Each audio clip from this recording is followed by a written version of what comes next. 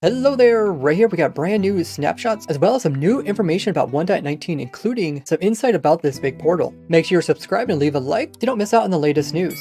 First, we'll be looking at the new pre-releases. Then we'll look at the 1.19 Deep Dark stuff. So they came out with 3 new pre-releases for 1.18.2. These are to fix some prominent problems that were in 1.18.1 before they put all their focus into 1.19. In 1.18.2 pre-release 1, they announced that they're going to try to release the full release of 1.18.2 on February 28th. With this update came a new warning that will pop up on the main menu page for any computer running a 32-bit environment, as they will no longer be supporting this.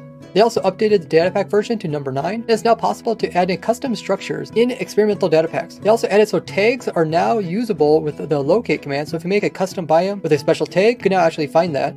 Now the locate command can also locate specific things. So instead of locating just like a village, you can actually locate a desert village, including tons of other things. They got dolphin located, vendor located.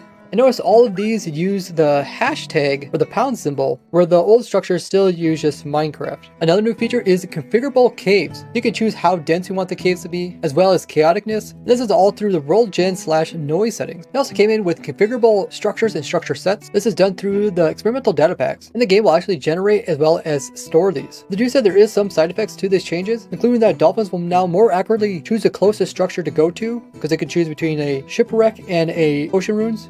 Including the Bastion Remnant bounty boxes are now slightly more accurate to the shape of the structure. Now we'll take a look at the pre-release 1 bug fixes. There was a problem that despite structures like witch huts being in flat worlds, they weren't actually spawning in the appropriate mobs. It's also affected pillagers as well as guardians, and it's been fixed now. This next bug was actually reported by me. I actually completely forgot about that I made this bug report, but while I was working on a villager breeder design back in the day, I noticed if you move your player up out of a corner, you wouldn't directly move straight out of corner. Notice my character will move slightly to the left when I come out of the corner rather than going straight, and I really didn't understand what was going on here, but I just made a bug report. And apparently this part of the code was causing the problem, and now it has been resolved. They fixed it so rune portals will also be able to spawn inside of super flat worlds. Strongholds can now generate in custom worlds. Inside the server properties, by default, the level seed wasn't present, so they added that. When dual welding fireworks, actual particles were being produced by the wrong hand when flying with Elytra. Those are all the changes for 1.18.2 pre-release 1.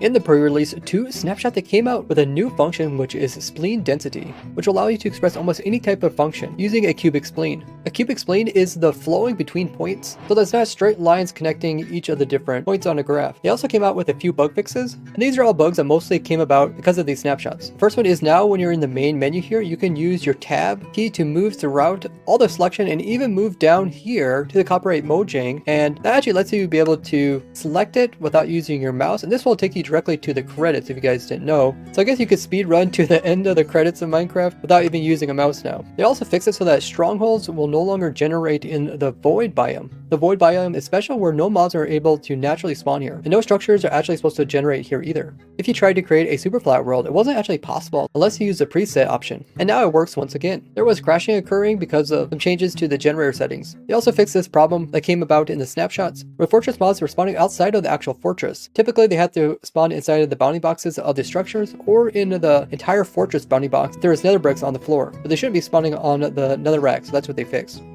In the third pre-release, they came out with a bunch of bug fixes which I'll quickly go over before going into the 1.19 sneak peeks. They fixed a crash that was occurring because of an overstacked error in the Minecraft compound tag.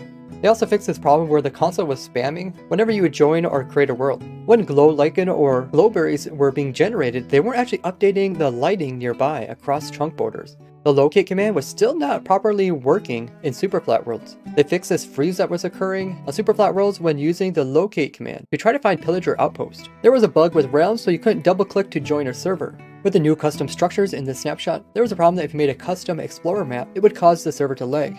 Now let's look at some sneak peeks for the 1.19 wild update. Now King B-Dugs mentions that some people overlooked the use of Swift Sneak. I know some people complain because it has to be on like a separate pair of boots, so you end up having a lot of pairs. But I think it brings more to the game when you have different sets of armor for different things, rather than one that could do everything. Now one thing that accidentally got edited out in my last video is how this is useful in building. So with Swift Sneak 3 boots, and by aiming across and down 3 blocks, you can hold down right click as well as pushing forward, and you can easily build in 3 high walls. Chapa, who works on the textures, is working on the mangrove tree textures. He came out with this clip here which shows the trees in their environment. This is early development. You can see how dense the mangroves are, and they are quite big as well. You can get that same feeling of kind of getting lost inside of them as if you're in real life. It did also mention that there will be adding some more stuff to the floors of these, as well as adding in water. We also see that we have the root blocks here, and the actual log blocks, as well as the leaves. The leaves kind of look like jungle, but they have more like the weeping willow look. There's also vines, as well as the propagules, which I believe will be used as the sapling to grow these up, which will make it interesting to actually farm these. It'll be interesting to see how these actually grow, and if you can use like bone meal on them, just like the other saplings. The developer Ulrich also shares this photo here, which it looks like a dog that is crossed with a parrot that's sitting on a player's shoulder. And he says he's working on something that isn't related to the wild update, but most likely some type of bug fix. Now during my streams, we have been updating my Sculk farm from 4 months ago, so that not only will it produce the Sculk blocks as well as the veins and XPs, but it can also produce the Shriekers and the Sensors. And we noticed something weird with these trapdoors here, where the charges would be able to go through them, but they would actually get stuck out here. And B-Dogs retweeted this image showing what's going on. As when the charge gets into a block, it then checks the nearby blocks for non-full side. Then it's able to go that direction, and then find the next Sculk block or block that can convert, which makes the charge move into there, but then it's not actually able to go back towards the beginning, and instead is stuck over here. Now in the last video I showed how you can get into here and you can actually look at the different structures that make up the ancient city. Instead you point out to me that if you go to the structure one, right here there is something called portal, small portal statue. And I went ahead and actually loaded this up in Minecraft, small portal statue, and if we load it you can see it actually produces a miniature size of the big one. You can see that this one has like the opening in the center, the opening there. You can also see like the little ears on both sides of it. And you can also see that just like the big ones that had the 4 redstone lamps in front of it, this one has 4 candles in front, or the candles could just be a reference to all the candles that we see in this one. And this one is clearly called small portal statue, having the word portal in it, which is a good indicator that the reinforced deep slate is actually a portal. And in the concept art for the Deep Dark, back during the Minecraft live event, you can see that they were already showing the main shape of the portal, making it kind of look like a warden face, because back then they did have some prototypes with a warden with little loopy ears rather than the antenna-like ears. And in this one, there's these kind of like teeth coming out of it. So maybe to light the portal, you have to somehow add these teeth in there. I'm really excited to see what exactly the portal does. And let me know what you guys think it will do.